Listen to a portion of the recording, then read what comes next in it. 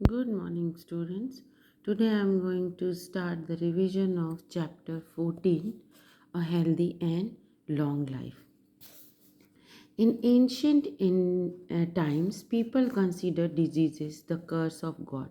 पुराने टाइम में जो लोग थे वो ये मानते थे कि जो बीमारी होती है वो भगवान के श्राप से होती है, श्राप दे देते हैं भगवान, कर्स है ना, वो उससे होती है। Today various instrument medicine and techniques are available for curing diseases. आज के टाइम में बहुत सारे इंस्ट्रूमेंट्स, औजार जो होते हैं, दवाइयाँ, मेडिसिन और बहुत सारे टेक्निक्स अवेलेबल हैं बीमारियों को ठीक करने के लिए। For a healthy and long life we need nutritious food.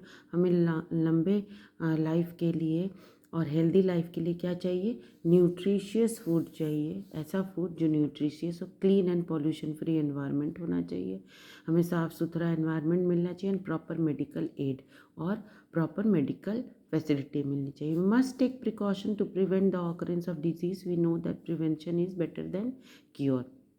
हमें प्रिकॉशंस और प्रिवेंशन करना चाहिए जिससे कि हमें पहले से ही बचाव करना चाहिए और इस तरह से रहना चाहिए कि हमें डिजीज़ेस ना हो। जिसके लिए ये फ्रेज़ है, prevention is better than cure. Prevention किसी भी बीमारी को ठीक करने से पहले, बीमार होने से पहले अच्छा है कि हम प्रिवेंशन ले लें। Now come to some medical instruments, क्या क्या होते हैं जो हमारी बीमारियों को ठीक करने में यूज़ आते हैं। Today we use a variety of instrument to diagnose diseases. Some of them are clinical thermometer, stethoscope, microscope, x-ray machine, ultrasound machine, CT scan, MRI etcetera. ये हम लोगों ने पहले भी डिस्कस किया और आप लोगों ने भी सुना होगा। ये सारी चीज़ें यूज़ होती है। कॉमनली जो घर में यूज़ होती है that is thermometer. All these medicine are helpful in keeping our life healthy. ये सारे हमारे लाइफ को और मेडिसिन्स जो हैं वो हेल्दी रखने में काम आते हैं। नाउ फर्स्ट ही हम पढ़ेंगे क्लिनिकल थर्मामीटर। ये जो है फर्स्ट क्लिनिकल थर्मामीटर, इसको हम रीड करेंगे। We use a clinical thermometer to find out the temperature of our body. किस लिए हम यूज़ करते हैं? Why we use the clinical thermometer? To find out the temperature of our body. The thermometer was developed by G.T. Fahrenheit in 1817 में। तो who developed thermometer? ये हो गया G.T. Fahrenheit इन 1715। आप लोगों के आजकल multiple choice question based exams, weekly test हो रहे हैं। तो अगर ये क्वेश्चन है कि the thermometer was, who develop the thermometer, तो ऑप्शंस में G.D. Fahrenheit के साथ डॉक्टर रेने हो गया, उसके बाद गैलीलियो हो गया। इस तरह के अगर 3-4 ऑप्शंस आते हैं तो आपको G.D. Fahrenheit पे टिक करना होगा।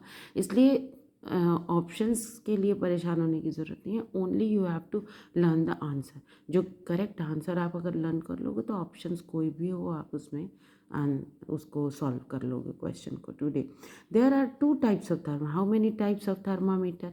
ये भी क्वेश्चन बनता है। There are 2 types of thermometer. ये सब मैंने आप लोगों को इंटरनल में करा रखे हैं। फ़ारेनहाइट कौन कौन से हैं? फ़ारेनहाइट और degree Fahrenheit and other the Celsius इसको कहते हो और इसको लिखते हैं डिग्री सेल्सियस सी से।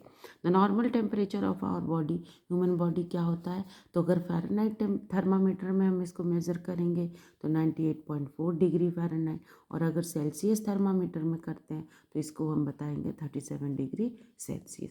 तो नॉर्मल ह्यूमन बॉडी टेम्परेचर ये भी होगा, ये भी होगा। आप कुछ भी लिख सकते हो दोनों में से, या दोनों मेंशन कर सकते हो। If the temperature of the human body is more than normal temperature then the body has fever. अगर इससे ज़्यादा और इससे ज़्यादा आता है किसी भी थर्मामीटर में आप चेक करते हो तो हमारे बॉडी में मतलब हमको फीवर है। Today digital thermometer also use for measuring the temperature of human body. आज हम डिजिटल थर्मामीटर भी यूज़ करते हैं जो डायरेक्ट बता देता है कि कितना टेम्परेचर है। Stethoscope, a doctor can check the functioning of the heart and lung with the help of stethoscope। तो डॉक्टर क्या करता है? चेक द फंक्शनिंग ऑफ इस स्टेथोस्कोप। आपको पता ही होगा डॉक्टर्स, ये हो गया हमारा स्टेथोस्कोप, ये हो गया थर्मामीटर। इसको डॉक्टर्स यूज़ करते हैं। किस लिए यूज़ करते हैं? To check the function of heart and lung with the help of stethoscope. It was invented and developed by a French doctor René Laennec in 1816. तो किसने डेवलप किया और कहाँ के थे? तो he was a French doctor. अगर ये आता है कि doctor Rene was belongs to which country, कौन से कंट्री के हैं? तो फ्रेंच, यूके, जर्मनी. तो इस तरह से ऑप्शन है, तो answer will be French doctor Rene Laennec. किस ईयर में किया? ईयर अगर पूछते तो 1816 में किया. स्टेथोस्कोप का यूज़ किस लिए होता है? To check the function of lungs and heart.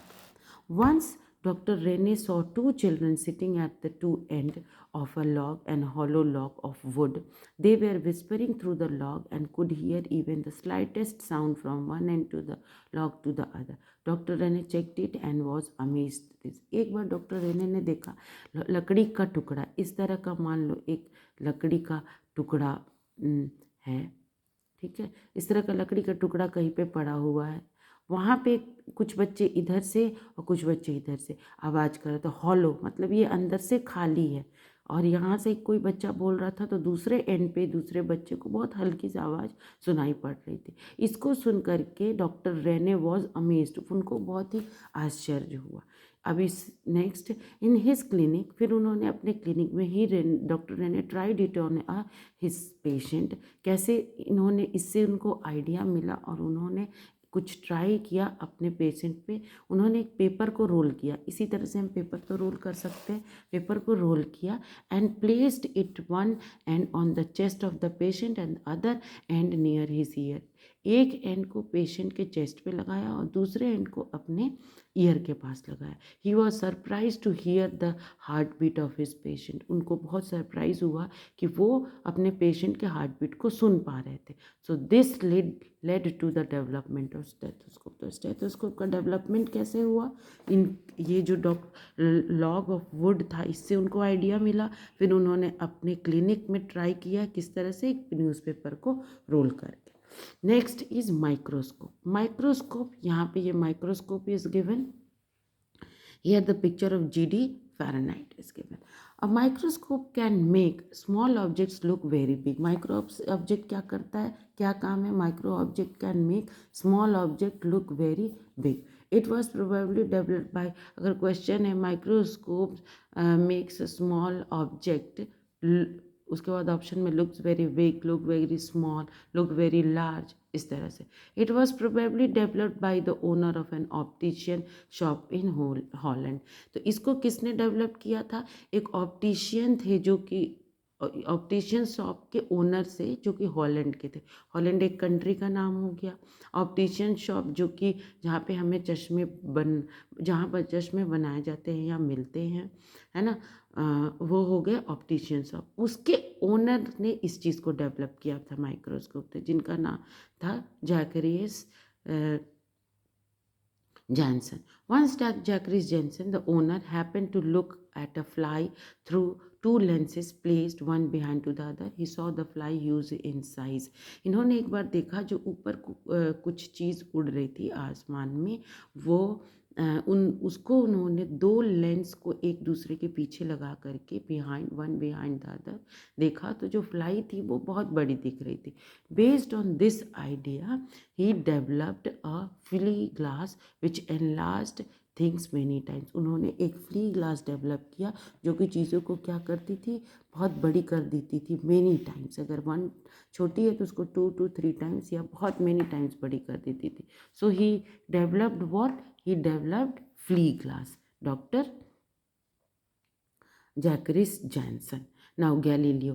Galileo an Italian scientist. Galileo कौन थे? कि इटालियन साइंटिस्ट थे. इन्होंने जो फ्ली ग्लास जैक्रिस जैनसन ने बनाया था उसको डेवलप किया.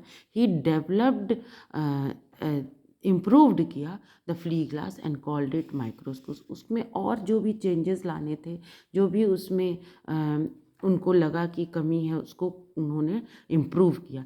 It is widely use to find germs which cause diseases. ये किस लिए यूज़ होता है? ये यूज़ होता है जर्म्स को फाइंड आउट करने के लिए. डिफरेंट डिजीजेज में बहुत सारे डिजीजेज जर्म से होते हैं, उन जर्म्स को देखने के लिए माइक्रोस्कोप, क्योंकि ये बहुत छोटी चीज़ों को एनलार्ज करके बड़ा करके दिखाता है. So in our next class we will start from new machine. till then you learn about all these topics which we have covered today, the importance, what are different medical instruments, how this stethoscope develop, किस लिए काम आता है, microscope क्या है, ये किस लिए काम आता है. Okay, thank you.